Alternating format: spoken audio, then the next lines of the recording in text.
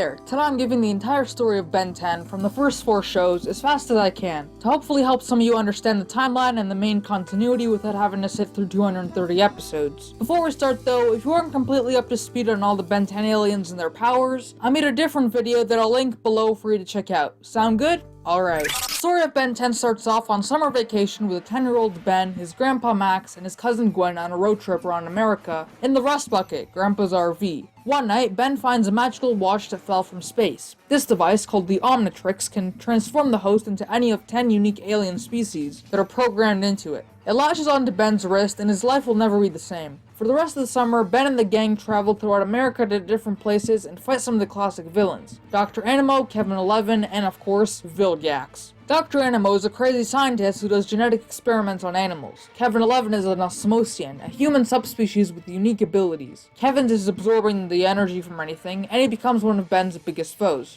While this video is going to be told in the order of the first 4 shows, I will now say that Kevin was part of a small group of villains called the Rooters, which are some kids who were tricked by a guy named Dr. Cervantes, who wants to destroy the coming storm, also known as Ben Tennyson. But more on that a little bit later. Anyway, another villain is Vilgax. He's an alien overlord who takes over many planets and becomes Ben's main archenemy throughout the show. Vilgax sends many bounty hunters after Ben throughout the first season until he finally comes to Earth to fight Ben himself, only to be defeated temporarily. Grandpa Max is revealed to be an old plumber, a secret organization that fights crime all around the universe. Gwen also steals a spellbook from this chick and now has magical powers. What's that? The Omnitrix was meant for Max but accidentally fell into Ben's hands? Whatever, he's probably better at it anyway. After a few weeks of kicking the butts of various bad guys, Kevin 11 and Vilgax team up to fight Ben, who has briefly unlocked the master control of his Omnitrix, allowing him to turn into any alien he wants at any time he wants. But for obvious reasons, this won't last very long. Eventually, Ben locks Kevin and Vilgax into the Null Void, an alternate dimension where plumbers send intergalactic criminals. Future Gwen, also known as Gwendolyn, takes Ben and Gwen to 2026, where Ben sees a boring and cocky version of himself, named Ben 10,000. Seeing this sad future, Ben vows to never end up with that same fate. A few weeks later, the Omnitrix goes into self-destruct mode, which marks the return of Tetrax, former worker of Vilgax, and Petrosapien like Diamond Head. Tetrax takes Ben to Azimuth, the creator of the Omnitrix, to try and stop the detonation before the Omnitrix destroys the universe. After they get to Azimuth's planet, Ben fights Vilgax one more time without the Omnitrix, which inspires Azimuth to fix the Omnitrix and unlock Waypig, Ben's most powerful transformation yet. After that, Ben and Gwen return to school and live quiet lives for a few more years.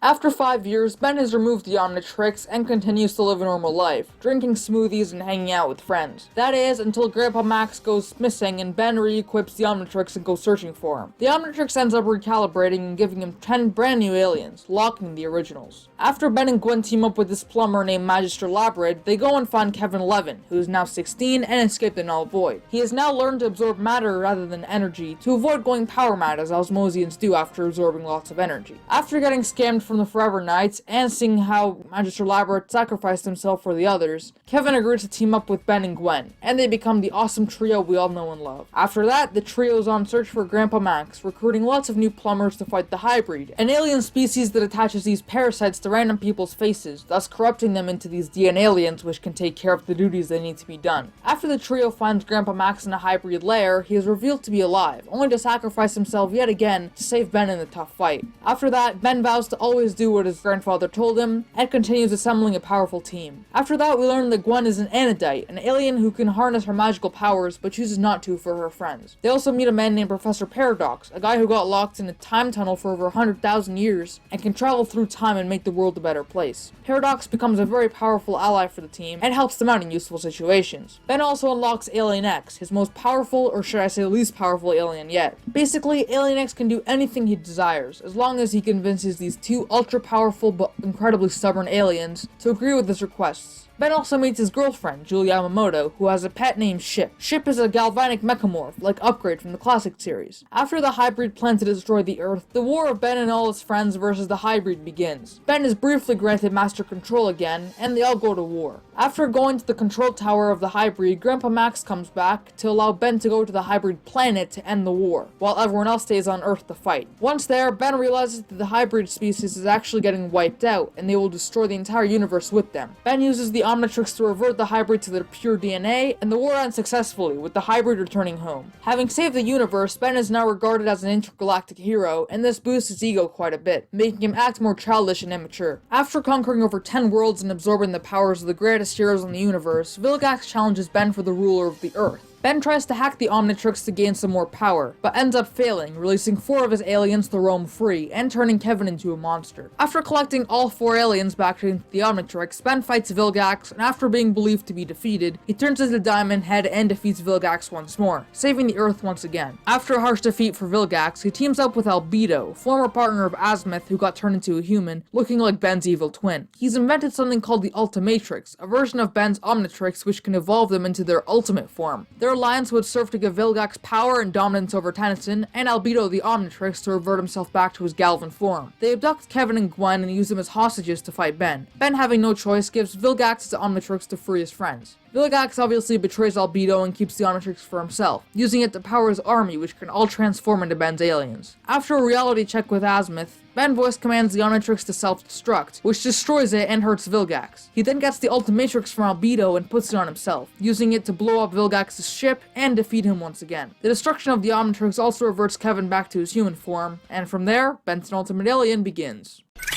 After getting the Ultimatrix and unlocking some of the aliens' ultimate forms, clips of Ben transforming rise on the internet because of a fanboy named Jimmy Jones. This immediately sends Ben into fame and stardom, only boosting his ego more and more. Remember how Kevin was an Osmosian? Well, we now meet an artificial Osmosian by the name of Agrigor. He plans to absorb the powers of these 5 aliens to allow him to steal the map of infinity, which will make him even more powerful. Before he fully absorbs the 5 aliens' powers, they flee to Earth and split up, only to be recaptured and absorbed by Agrigor, who now harnesses all of their powers. Now that Ultimate Agrigor has been unleashed, the trio have to stop him before he collects the 4 pieces of the map of infinity, which Professor Paradox has scattered across the universe to avoid someone from getting their hands on it. Unsuccessful every time, the trio now has to race Agrigor to the Forge of Creation, the place where celestial sapiens like Alien X are born. Agrigor can get there with the map, and the trio is helped by Paradox, who partially takes them there. While there, the trio meet up with the child Ben from the Classic series, and the 4 of them must defeat Agrigor before he absorbs a baby celestial sapien and becomes almighty. Unsuccessful once again, Kevin absorbs 16-year-old Ben's Ultimatrix, which allows him to absorb Ultimate Agrigor's power as well. This obviously makes him power mad, and this will split up the team temporarily. Child Ben is also returned to his timeline. Mad with power, Kevin goes to absorb the powers of some of his old enemies and acquaintances. Meanwhile, Ben and Gwen now split up as well, as Gwen tries to take a sensible approach against Kevin, while Ben tries to kill Kevin before it's too late. Eventually, they recruit some old friends, and after Ben fries Kevin with Ultimate Echo, the coolest alien ever by the way, they return Kevin's power to the original owners. Now the team is reunited. Weak and in his water form from the fatal crash with Albedo, Vilgax heals with the Flamekeeper Circle, a secret group consisting of beings called the Esoterica, who can phase in and out of dimensions. They worship a god named the Dagon, who kinda looks like Vilgax's water form. Vilgax takes advantage of this and tells the Esoterica he is the Dagon, making him be revered as a god until he is healed back to full strength. Meanwhile, the Forever Knights crack open a seal they think is theirs due to their symbol on it,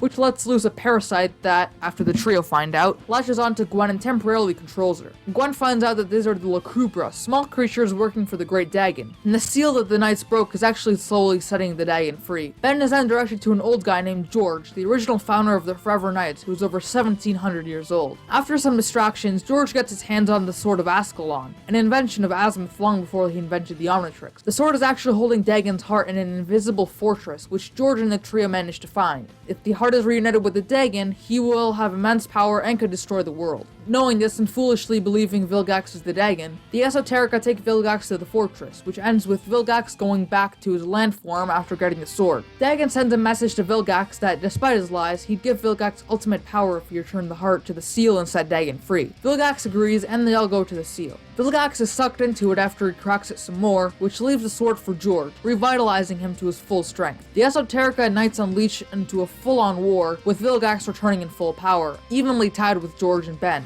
Vilgax breaks the seal some more, which releases the Dagon's power onto the planet, turning every human into an Esoterica, aside from the trio and George. Dagon recontrols Gwen once again, who breaks open the seal completely, which releases Dagon in his full godly form. After Weebig is defeated by Dagon, and George is completely dead at this point, Vilgax double-crosses Dagon and absorbs all his power for himself, turning himself into another Dagon. After a bit of an underwhelming fight, Ben defeats and takes Vilgax's power with Azimuth's sword, and reverts every esoteric on Earth back to human. Impressed by his maturity, Azimuth gives Ben the new and improved Omnitrix.